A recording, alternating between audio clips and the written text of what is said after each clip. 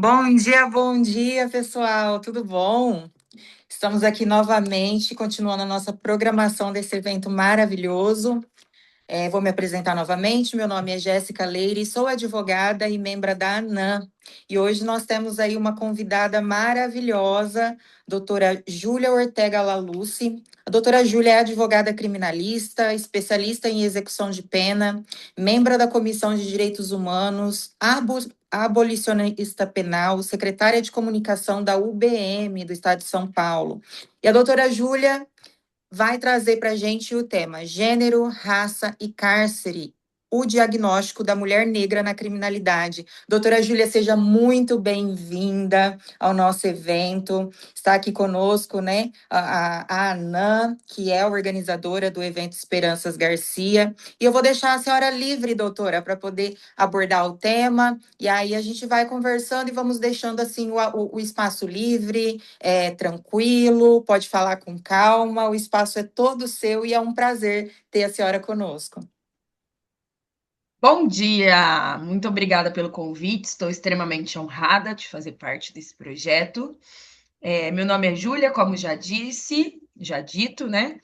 Eu vim falar hoje um pouco sobre gênero, raça e cárcere, o diagnóstico da mulher negra na criminalidade e como esses tópicos e esses temas eles se relacionam. Então, para entender esse envolvimento da mulher negra com a criminalidade, é necessário primeiro a gente explanar alguns aspectos históricos, como, por exemplo, o racismo, a sua evolução e as consequências disso até a atualidade. E aí nós precisamos entender que a mulher negra ela é triplamente discriminada. Primeiro pelo preconceito racial, depois aí a questão de gênero e aí a questão dessa sociedade que é moldada, né, num modelo patriarcal.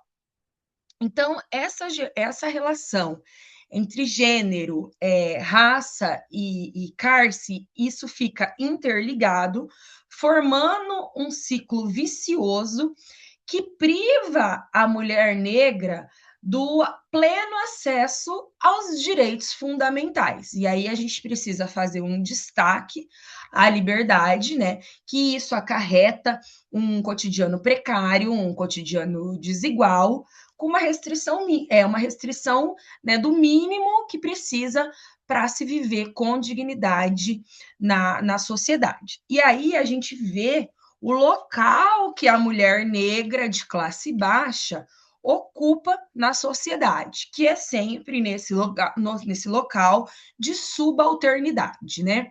E aí vem a questão do gênero, que a gente nem precisa se aprofundar na discussão, uma vez, né, que é manifesto que o patriarcalismo é o que estrutura o nosso país, e isso é facilmente provado através das pesquisas e dos dados. Aí vem o fator discriminante, que seria essa raça, né? E aí a história evidencia que a escravidão, né, entre os povos existe desde a antiguidade, tendo a motivação em diversos fatores, sendo o principal deles a guerra. E aí a gente precisa ver que a história evidencia que a luta pela igualdade de gênero aparece ali no século XIX, no Brasil, né, com o movimento feminista, e junto no Brasil com a pauta da abolição da escravidão. E aí, nesse caso, há a união das mulheres e dos povos escravizados. Claro, né, ambos se uniram, mas assim, ambos, né, ocupavam cada um a sua posição, mas ambos estavam nessa questão de subalternidade e de opressão. E aí, seguindo a discriminação entre gênero e raça no Brasil, ela ocorre de forma muito implícita. Muitas vezes aparece de forma muito sutil na sociedade atual, outras vezes nem tanto. Mas aí a gente precisa, trazendo essa discussão para o momento atual, a gente faz aqui um alarde para o sistema prisional, né? E as estatísticas nos trazem um aumento alarmante da população prisional feminina. Então, entre os anos 2000 e 2016, que é um período bem curto, houve um aumento de 656% da população feminina no encarceramento. E aí, se a gente fizer um paralelo com o aumento da prisão masculina, o aumento da prisão masculina foi de 293%. Então, a gente tem uma discrepância desse índice muito gritante, um aumento em 16 anos de 293% da população masculina na criminalidade, enquanto a feminina 656%. E aí, quando a gente faz um estudo dessa população feminina presa, 62% da população feminina encarcerada são de mulheres negras. E aí, aqui a gente precisa abrir um parêntese e fazer um adendo muito importante, que é da dificuldade de encontrar dados sobre as prisões, especificamente das prisões femininas. O sistema não nos traz esses dados, não é transparente com esses dados, há um apagamento desses povos e dessas estatísticas, dificultando com que a gente estude essa população, estude essas características e, consequentemente, dificultando que a gente consiga mapear para melhorar essa situação. Mas aí é só uma crítica aqui ao sistema que é sempre importante fazer. E aí, aqui que a gente precisa dizer sobre essa população feminina encarcerada, esse aumento da população feminina, e quando a gente apresenta essas estatísticas das mulheres presas, não significa que essas mulheres não tenham cometido ilícitos passíveis de persecução penal. Então, sim, cometeram crimes, estão sendo punidas por isso, e tá tudo bem, a gente precisa realmente punir o criminoso. Mas a gente não pode esquecer que essas mulheres são vítimas de uma seletividade penal e de uma exclusão social, que conduziram as mulheres negras da senzala para a favela e, por sua vez, da favela para o cárcere. Aí aqui eu quero fazer uma citação que não é minha, é de Edgar Morin, que diz que compreender o assassino não significa tolerar o crime que ele comete. Compreender não é inocentar, nem se abster de julgar. Só achar, nem se abster de julgar e de agir, mas reconhecer que os autores de infâmias ou de faltas também são seres humanos. Então, aqui já é muito claro por si, mas novamente ressaltando que compreender o criminoso não significa que nós estamos inocentando. Compreender que essas mulheres cometeram crimes não significa que nós estamos dizendo que elas não devem ser punidas, mas o mapeamento dessas características e dessas estatísticas é muito importante para a gente compreender que são seres humanos e quais são as necessidades desses seres humanos, né? E aí, a gente voltando aqui para a questão da mulher desse modelo de sociedade, a gente precisa também se atentar para a característica de que as mulheres negras são as mais afetadas pelo desemprego, sendo que 50% das mulheres que estão empregadas têm uma renda salarial 59% inferior à dos homens brancos e 41, quase 42% inferior às mulheres brancas. Então, quando a gente pega um índice de desemprego, as mulheres negras são as mais afetadas e as mulheres negras que estão no mercado têm uma renda inferior até 59% à dos homens. Então, a mulher negra não tem a mesma oportunidade de emprego frente à mulher branca, e isso vem de um discurso muito sutil que é dito ali, que às vezes a mulher não tem o perfil da empresa, mas a gente sempre sabe o que esse perfil significa. O perfil é ser branco e, de preferência, ser um homem branco, né? Então, aí a gente vê esse primeiro degrau, que a mulher já tem dificuldade de subir, que é para se inserir no mercado de trabalho. Aí depois vem a diferença salarial, as posições baixas na empresa, que muitas vezes são nos lugares, né, de cuidado, de limpeza, a falta de expectativa de ascensão, e aí também a gente precisa falar da falta de acesso à educação formal e à de qualificação, né? Vez que as mulheres negras são afetadas pela questão social, pela local onde mora e todos esses fatores discriminantes que afastam do trabalho digno, da formalidade, da oportunidade de redirecionamento, da história de exclusão, e aí fato que acaba conduzindo essa mulher à criminalidade como única forma de prover a subsistência da sua família. E aqui a gente precisa trazer um outro dado, que a maioria das mulheres negras que estão presas são mães e são mães solos, né? E a maioria das mulheres que estão presas por tráfico de drogas. Que aí a gente traz também esse dado alarmante, que muitas vezes essa mulher entra na traficância como forma de prover a subsistência da sua família, e isso acontece porque, às vezes, o homem leva essa mulher para dentro da criminalidade para participar, e tanto dentro da criminalidade, ela também exerce uma função ali inferior à dos homens, mesmo no crime, né? E aí a gente percebe, assim, que a mulher negra, ela é triplamente discriminada na pirâmide, sendo que essa pirâmide ela é contemplada no topo pelo homem branco, vem em seguida da mulher branca, depois aparece um homem negro, e aí, por fim, na base da pirâmide, aparece a mulher negra. E aí, essa questão do homem branco e do homem negro e da mulher branca, em alguns cenários, isso se alterna.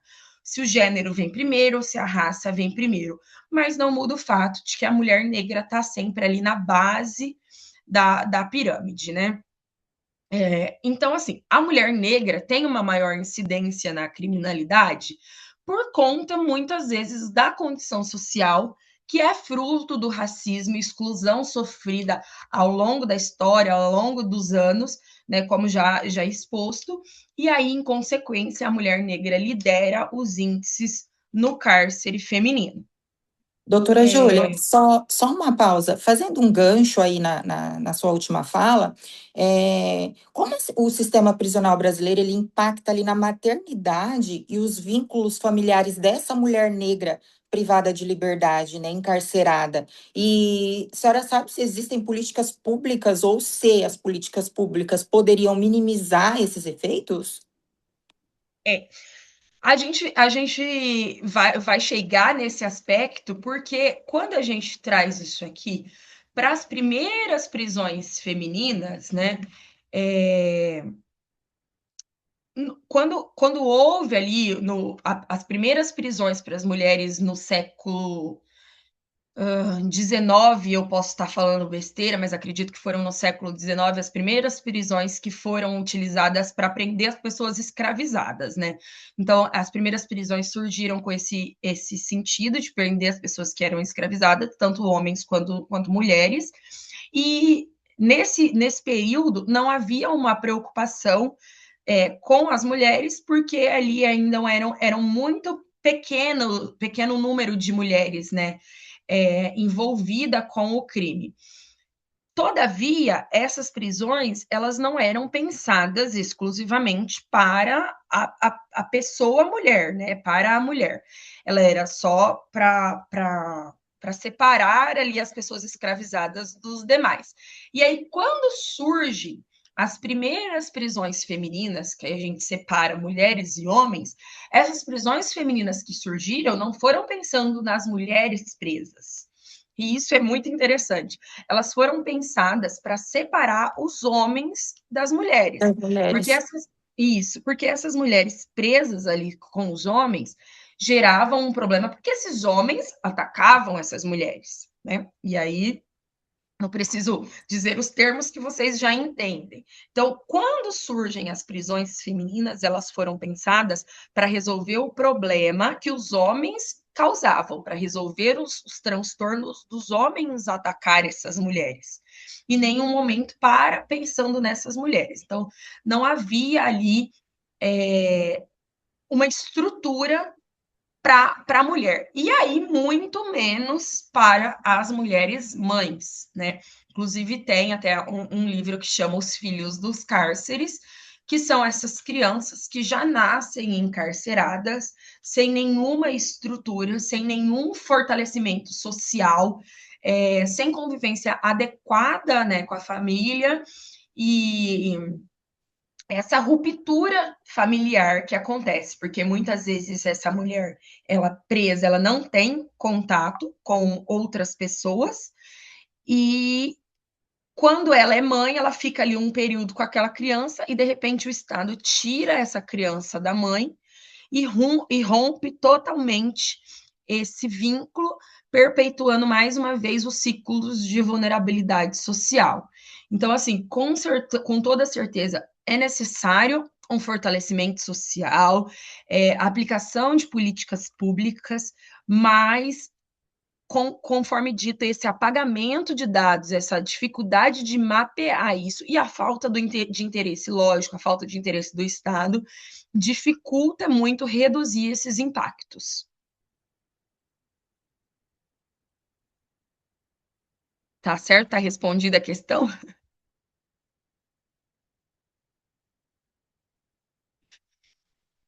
Bom, e aí. é, Tá mais do que respondida, doutora. Uma aula. a gente estava falando da dificuldade da mulher, né? E aí a gente vê essa na hierarquia do tráfico que as mulheres também ocupam posições subalternas, né? E aí elas chegam na criminalidade se envolvendo com o tráfico de drogas, mas mesmo no tráfico, né? Essa mulher desenvolve uma função de hierarquia de subalternidade, e aí, mais uma vez, gênero, raça e classe estão intimamente relacionados e cria essa categoria de que a mulher negra ela é mais vítima do que culpada, porque ela está triplamente colocada numa situação de vulnerabilidade, primeiro pelo gênero, segundo pela raça e terceiro pela classe. E aí, pegando até um gancho do que a gente estava falando, de como minimizar esses aspectos, é urgente que as leis e as políticas públicas sejam elaboradas com esse olhar, né? E que, sobretudo, sejam efetivamente cumpridas, porque não adianta a gente ter política pública, não adianta a gente ter lei e não cumprir isso. A gente precisa concretizar a voz e a visibilidade da mulher negra. Até por isso que eventos como esse são muito importantes, porque quando a gente explana o problema, né? Agora a gente também tem o Julho das Pretas, que é um movimento social que traz voz e visibilidade às mulheres. A gente compreende a importância, né, de falar sobre isso. E assim, a gente sabe historicamente que os benefícios eles são só os poucos benefícios que temos, né, eles são só advindos de pressão popular, dos movimentos sociais, de organizações, que aí impulsionam essas políticas públicas, né, na busca para garantia de direitos fundamentais da pessoa humana. Um exemplo disso é o direito ao voto, né? O direito ao voto feminino, que a gente também está falando bastante desse aspecto agora, né? Que voltou a ser tema, uma coisa que parece que é tão consolidada, o voto feminino. São séculos de luta, foram anos de conquista, e aí agora, de repente, a gente está debatendo o voto feminino de novo, né? Com tantos problemas ainda atuais e existentes. Completo absurdo. É um completo absurdo. E, inclusive, também o racismo, né? O racismo só foi tipificado como crime por conta dessa pressão social, dos movimentos sociais, pressionando para que isso viesse a ser tipificado, né? A gente teve aí um período de escravidão, aboliu essa escravidão e fingiu que nada aconteceu. Doutor Ricardo, pode continuar, doutora. E o doutor ia fazer alguma pergunto. Mas é isso, né? Essa essa domesticação, ela também atinge as mulheres, lógico que ela atinge todas as mulheres, mas também não atinge as mulheres de forma igual. Mesmo a questão da submissão às medidas punitivas das mulheres negras e das mulheres brancas, ela não atinge as mulheres de forma igual, né? A domesticação para as mulheres brancas tinha um enfoque em quê? Em transformar essas mulheres em boas esposas, em donas de lar, né? Era uma forma de submissão, de opressão, e domesticação das mulheres, mas ela tinha a intenção de transformar essas mulheres em boas esposas, enquanto para as mulheres negras e pobres, a intenção era de criar boas serviçais e trabalhadoras domésticas, né? Então, mesmo diante de um sistema de opressão em que nos atinge a todas nós mulheres, é necessário fazer esse recorte de raça, né, para diferenciar o quanto e como somos atingidas pelo racismo e pela raça, né? E é isso, gente. Acho que o que eu tinha para falar é o quanto esses temas eles se interrelacionam. Não há como falar de prisão feminina sem fazer esse recorte de raça, e não há como falar sobre gênero e raça sem falar do fator social e de como ele atinge as mulheres. Doutora Júlia, na sua visão, quais as mudanças legislativas, institucionais e sociais são mais urgentes para reduzir a seletividade penal que atinge aí esse desproporcionamento das mulheres negras? Eu acho que primeiro a gente precisa ver essa política criminal de drogas, essa criminalização das drogas, essa guerra contra as drogas, né? Que para as mulheres especificamente atinge de maneira direta, visto que as mulheres encarceradas são, em maior parte, por conta do tráfico de drogas. Então, a política criminal contra as drogas ela precisa ser revista. Primeiro, porque maior parte da. Primeiro, não, né? Em suma, porque a maior parte dos homens presos é por tráfico de drogas e das mulheres presas também por tráfico de drogas. Então, acho que a primeira em questão de leis, né? A gente precisa rever essa política criminal contra as drogas. E aí eu acredito que uma outra mudança seria também na forma com que a gente investe em educação, investe em emprego, investe em assistência social, nas políticas de combate às desigualdades estruturais. Então, assim, todas as políticas para redução do encarceramento, ela precisa passar pela questão da vulnerabilidade, né? Não há como a gente falar em redução de encarceramento sem falar na redução da vulnerabilidade, que é sempre o fator social, a maior causa determinante que leva as pessoas a se inserir na criminalidade. Então, assim, a gente não colocar o debate social no meio de todos os debates, a gente vai ficar nadando, nadando, não vai chegar a lugar algum, na minha Verdade. humilde opinião. Doutora, eu acompanho a doutora nas redes sociais e vejo ali todo o seu engajamento com o seu público, tanto feminino quanto masculino, no dia a dia, em relação às prisões, aos flagrantes delito, o acompanhamento prisional ali. Então, a doutora, a senhora vive essa realidade de estar dentro das cadeias, dentro dos presídios, acompanhando visitas, e ver a força da cena que é ver os familiares, principalmente, né, as mulheres, as esposas dos presos, os Sim, tratamentos, né, essa vivência que é a força de ver o choque de estar ali e ver essas mulheres, na maioria das vezes, sofrendo represálias, né, com aquelas filas enormes em frente aos presídios, traz para a gente um pouco dessa experiência do dia a dia, de ver as mulheres ali É uma situação assim que, na maioria das vezes, eu acho é, degradante, né? A mulher não ter ali um espaço para aguardar aquele sol quente, aquelas mulheres, na verdade, largadas ali, né, doutora?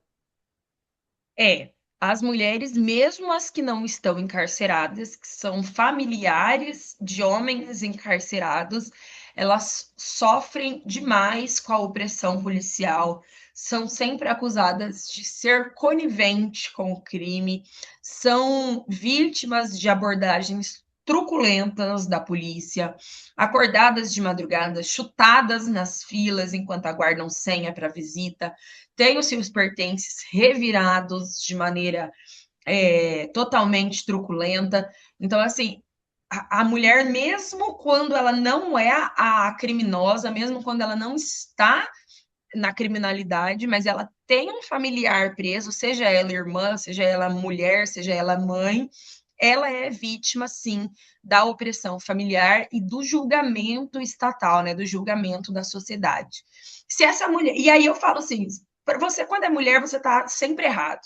Porque se seu familiar é preso e você abandona ele lá na cadeia, porque você abandonou, porque não teve apoio de ninguém, por isso que essa pessoa entrou na criminalidade. Se você não abandona, se você vai ver, se você vai visitar, você é acusada de ser conivente com o crime. Então, assim, o Estado ele gosta de apontar as mulheres, né? Ele gosta de oprimir e gosta de culpar, mesmo quando a criminosa não é a mulher. Negra e periférica, então, né? Não, aí é triplamente culpada. Só de nascer já é culpada. A mulher nascer mulher preta, nascer mulher preta e pobre já é sentença de culpa, com certeza. Doutora, como eu sei que a doutora também é daqui, né, da região metropolitana de Campinas, e nós temos aqui o presídio, né?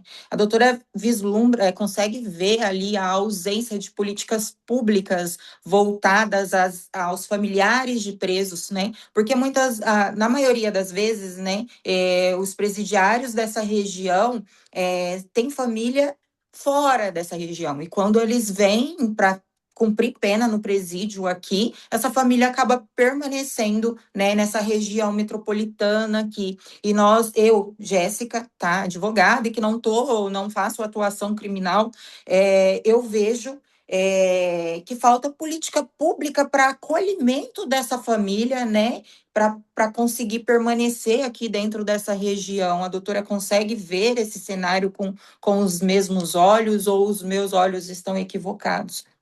Com certeza. Não há uma assistência para essa família, não há investimento em educação e emprego, e há também o estigma social, né, de que é familiar de preso, ou é ex-presidiário também, ou é conivente com o crime. Então, sempre fica aí esse estigma para essas pessoas, uma falta de medidas, né, que ajuda a diminuir, né, esse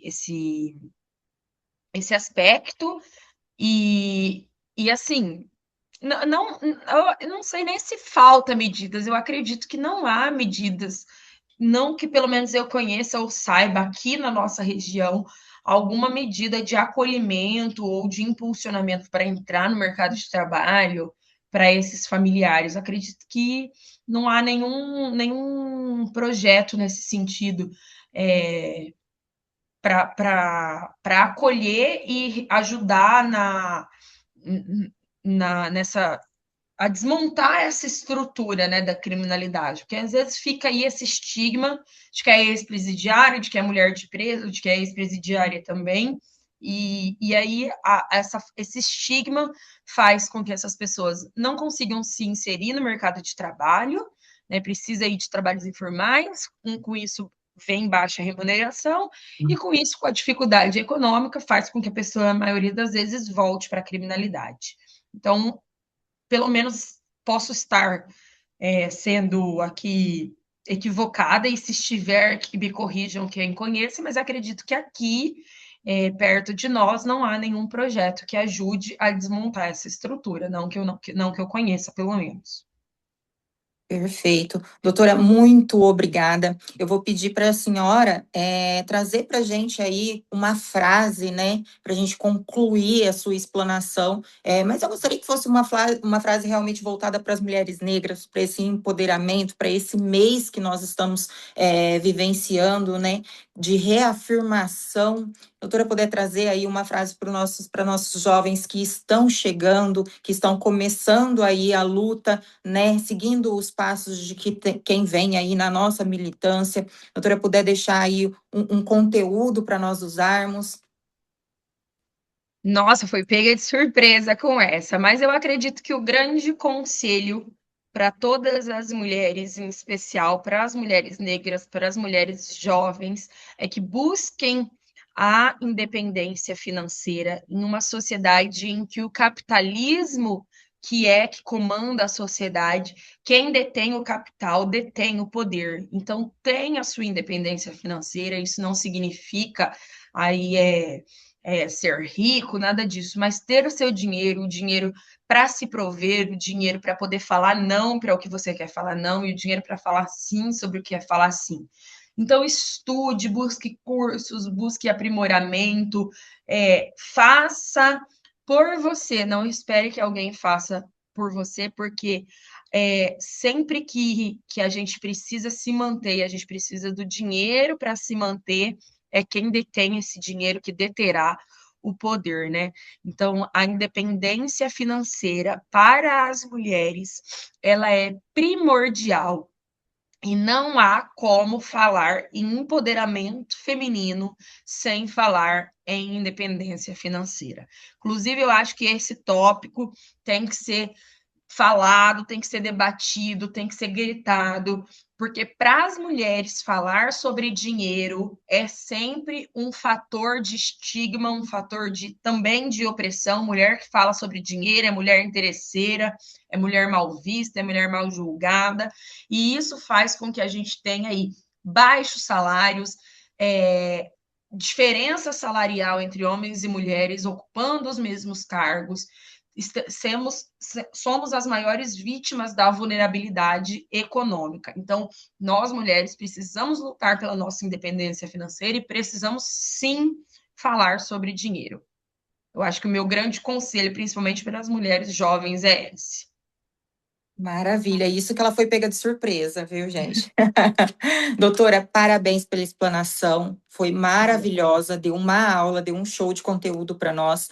Eu, em nome da ANAM, em nome do presidente Estevam e dos demais que compõem a nossa banca de hoje, sou muito grata pela sua participação e sou muito grata por tanto conhecimento rico, né, aí de um tema que na maioria das vezes é pouco dito, né, pouco colocado em pauta. Então, para mim, realmente, hoje, esse conteúdo foi de uma riqueza muito grande. Obrigada novamente à ANAM, obrigada ao meu presidente e todos os demais que estão presentes e na organização desse evento, para que esse evento aconteça. Ele tem muitas mãos envolvidas, né? Muitas pessoas envolvidas nos bastidores. Então, a minha eterna gratidão por tanto conhecimento, tanto conteúdo e por poder fazer parte, ser uma das mãos aí para a ANAM. O meu muito obrigada, fiquem com Deus, um amém para quem é de amém e axé para quem é de axé.